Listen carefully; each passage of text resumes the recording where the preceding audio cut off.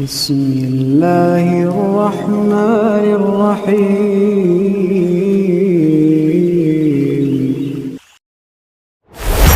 মুসলিম বিশ্ব ক্রান্তি লগ্নে আল্লাহর সাহায্য কখন আসবে? আসসালামু আলাইকুম ওয়া রাহমাতুল্লাহ। প্রিয় দর্শক, আমরা অত্যন্ত কঠিন এক সময় বসবাস করছি। বিশ্বজুড়ে ইসলামের নবী এবং মুসলিমদের উপর চলছে স্মরণকালের সবচেয়ে ভয়াবহ নিষ্ঠুরতা। নিষ্পাপ শিশুদের উপর চলছে নারকীয় হত্যাকাণ্ড, চলছে জাতিগত নিধন। এসব বন্ধে আমরা দোয়া করছি।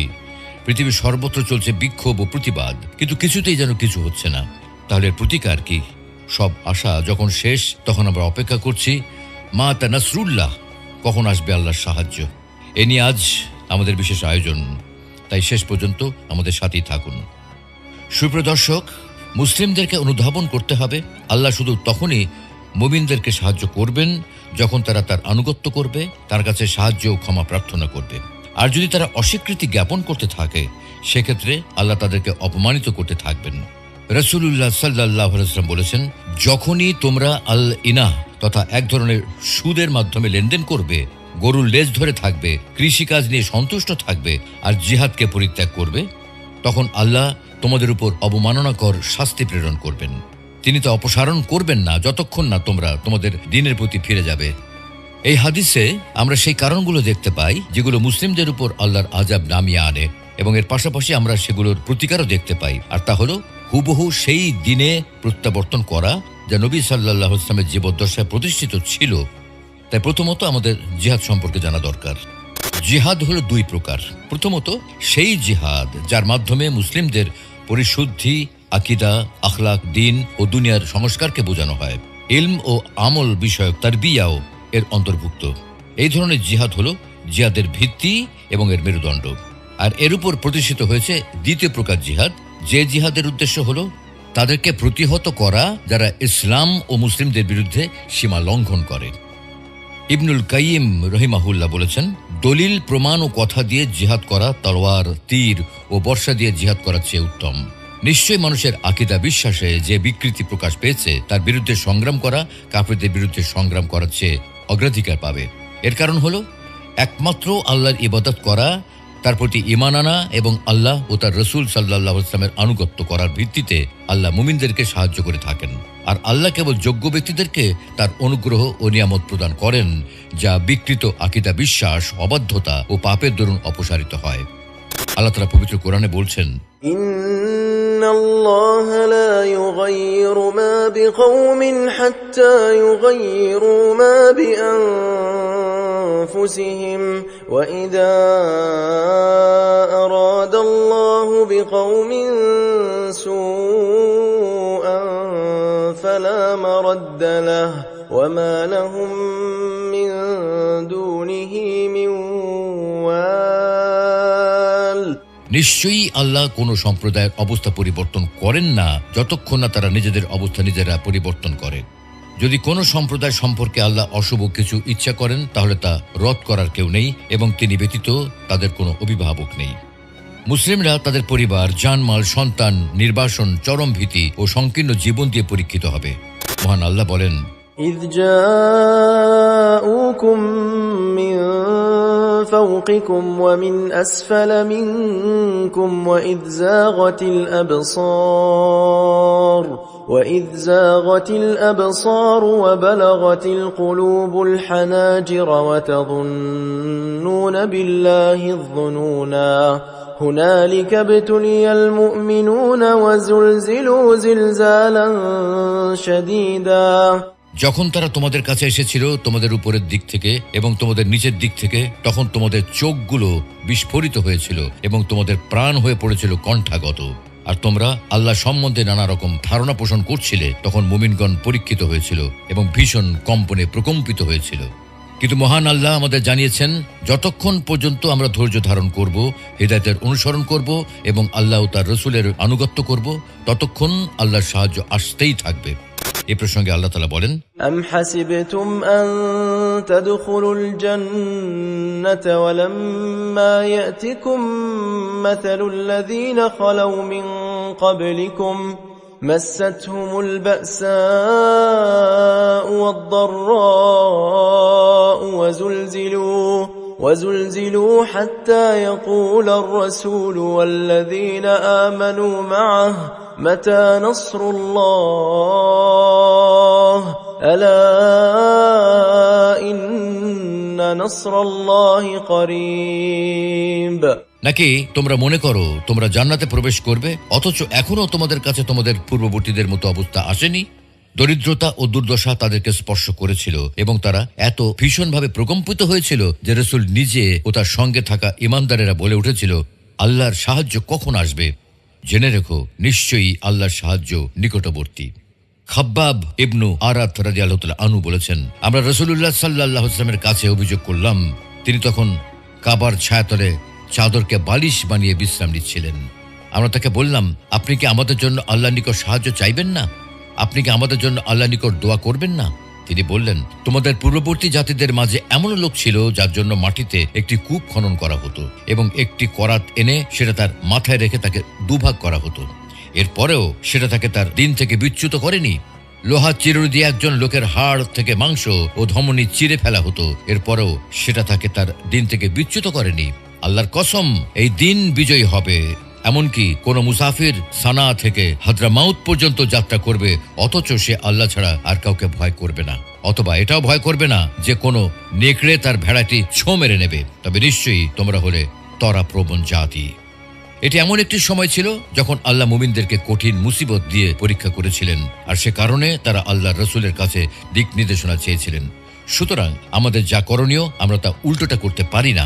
আমরা আল্লাহর সাহায্য চাই। আমরা চাই তিনি যেন আমাদেরকে রক্ষা করেন এবং সেই শত্রুদেরকে পরাজিত করেন যারা দিন রাত আমাদের উপর আক্রমণ চালায়, অথচ আমরা কিতাব ও সুন্নাহর বিরোধিতা করি, আহলুস সুন্নাহর আকীদা লঙ্ঘন করি, রাসূল এবং সাহাবীদের মানহাজের বিরোধিতা করি। এটি মুক্তির কোনো পথ হতে পারে না। যেমনটি কবি বলেছেন, তোমরা পরিত্রাণ খোঁজো কিন্তু পরিত্রাণের পথে চলো না। নিশ্চয়ই কোনো জাহাজ শুকনো জমিনে চলে না। রাসূল সাল্লাল্লাহু আলাইহি ওয়াসাল্লামের সুন্নতের বিরুদ্ধাচরণ, বিদআত ও পাপ কাজে ডুবে থাকা বিজয় নিয়ে আসে না, বরং তা আল্লাহর আযাব ও লাঞ্ছনা নিয়ে আসে। উহুদের যুদ্ধে মুসলিমদের জন্য একটি চমৎকার শিক্ষণীয় বিষয় রয়েছে। যারা আল্লাহর সাহায্য কামনা করে, যারা জানতে চায় আজ কি কারণে তারা এই দুর্বলতা ও লাঞ্ছনার শিকার হয়েছে, রাসূলুল্লাহ সাল্লাল্লাহু আলাইহি ওয়াসাল্লাম তার সাহাবীদেরকে আগাম যুদ্ধের জন্য অস্ত্র সজ্জিত করলেন ও কাতারবন্দি করলেন। সেখানে 50 জন ঘোড়সাওয়ার ও 50 জন তীরন্দাজ ছিলেন। তিনি তীরন্দাজদেরকে নির্দেশ দিলেন তারা যেন পাহাড়ের উপর তাদের নির্ধারিত স্থান থেকে সরে না যায় এবং তাদের দিক থেকে কোনো আক্রমণ এলে তারা যেন মুসলিমদেরকে প্রতিরক্ষা করে। আল বারা ইবনু আজিব রাদিয়াল্লাহু তাআলা আনহু বলেন, উহুদের দিন আল্লাহর রাসূল আব্দুল্লাহ ইবনু জুবাইরকে 50 জন তীরন্দাজের সেনাপতি হিসেবে নিযুক্ত করেছিলেন। রাসূলুল্লাহ সাল্লাল্লাহু আলাইহি ওয়াসাল্লাম বললেন, যদি তোমরা দেখতে পাও পাখিরা আমাদেরকে ছোঁ মেরে নিয়ে যাচ্ছে, তবু তোমাদেরকে ডেকে না পাঠানো পর্যন্ত এই স্থানটি ত্যাগ করবে না। আর যদি তোমরা দেখো আমরা শত্রুকে পরাজিত করে ফেলেছি এবং তাদের পদদলিত করে ফেলেছি, তবু ডেকে না পাঠানো পর্যন্ত স্থানটি ত্যাগ করবে না। কিন্তু যুদ্ধের প্রথম ভাগে কাফিরদের পরাজিত মনে করে আব্দুল্লাহ ইবনু জুবাইরের সাথে যে তীরন্দাজরা ছিলেন তারা বললেন, যুদ্ধের গনিমত আমাদের জন্য অপেক্ষা করছে এবং আপনার সঙ্গীরা তো বিজয়ী হয়েছে, তাহলে আপনি কিসের জন্য অপেক্ষা করছেন? আব্দুল্লাহ ইবনু জুবাইর বললেন, রাসূলুল্লাহ সাল্লাল্লাহু আলাইহি ওয়াসাল্লাম তোমাদেরকে যা বলেছিলেন তোমরা কি তা ভুলে গেছো? তারা বললেন, আল্লাহর কসম আমরা লোকদের সাথে যোগ দেব এবং গনিমতের মাল নেব। অতঃপর তারা লোকদের সাথে যোগ দেওয়ার উদ্দেশ্যে পাহাড় থেকে নেমে গেলেন। তারা তাদের স্থান থেকে সরে গেলেন এবং পরাজিত হলেন। এখানে আমরা রাসূল সাল্লাল্লাহু আলাইহি ওয়াসাল্লামের কিছু সাহাবীদেরকে দেখতে পাই যারা তাদের নির্ধারিত স্থান ত্যাগ করার সিদ্ধান্ত নিয়েছিলেন, কারণ তারা মনে করেছিলেন পত্তলিকদের পরাজিত করা হয়েছে এবং তারা পুনরায় ফিরে আসবে না। তাদের নির্ধারিত স্থানটি ত্যাগ করার দরুন তারা রাসূলুল্লাহ সাল্লাল্লাহু আলাইহি ওয়াসাল্লামের অবাধ্য হয়েছিলেন। এই সুযোগে খালিদ বিন ওয়ালিদ দ্বারা পরিচালিত মুশরিক ঘোড়সওয়ারেরা আক্রমণ চালালো ও তীরন্দাজদের ফেলে আসা অরক্ষিত সেই জায়গাটি দেখে ফেলল। সুযোগ পেয়ে তারা ভিতরে ঢুকে পড়ল এবং মুসলিমদের উপর আক্রমণ করল। এতে 70 জন মুসলিম শহীদ হলেন। যুদ্ধের পর মুমিনরা তাদের পরাজয়ের কারণ বিশ্লেষণ করতে চাইলেন, কারণ বদরের যুদ্ধে তারা এর চেয়েও কম সৈন্য ও অস্ত্রশস্ত্র নিয়ে বিজয়ী হয়েছিলেন। আব্দুল্লাহ ইবনু জুবাইর রাদিয়াল্লাহু তাআলা আনহু তীরন্দাজদেরকে নির্দেশ দিয়েছিলেন, কিন্তু 10 জন ছাড়া বাকি সবাই তাকে ছেড়ে চলে গিয়েছিল। তাই খালিদ বিন ওয়ালিদ, যিনি তখনও মুশরিক ছিলেন, যখন দেখলেন পাহাড়ের প্রতিরক্ষা ব্যবস্থাটি পরিত্যক্ত হয়েছে, তখন তিনি তীরন্দাজদের জায়গাটি দখলে নিলেন এবং যারা অবশিষ্ট ছিল তাদের উপর আক্রমণ চালালেন। বাকি তীরন্দাজরা নিহত না হওয়া পর্যন্ত তীর নিক্ষেপ করতে থাকলেন ও নিজেদের প্রতিরক্ষা করতে থাকলেন। আব্দুল্লাহ ইবনু জুবাইর রাদিয়াল্লাহু তাআলা আনহু তার তীর শেষ না হওয়া পর্যন্ত তা নিক্ষেপ করতে থাকলেন। এরপর তার বর্শা ভেঙে না যাওয়া পর্যন্ত তিনি লড়াই করতে থাকলেন। অবশেষে তিনি শহীদ না হওয়া পর্যন্ত তলোয়ারের ভাঙা খোসা দিয়ে লড়াই করতে থাকেন। ইবনুল কাইয়িম রাহমাতুল্লাহি আলাইহি বলেছেন, আমরা উহুদের যুদ্ধ থেকে যে বিষয়টি সম্পর্কে জ্ঞান অর্জন করতে পারি তা হলো পাপের মন্দ পরিণাম, দৃঢ় সংকল্পের দুর্বলতা ও ঝগড়া বিবাদের পরিণতি। পাশাপাশি আমরা এটিও জানতে পারি তাদের উপর যা নিপতিত হয়েছিল তা উক্ত কারণেই হয়েছিল।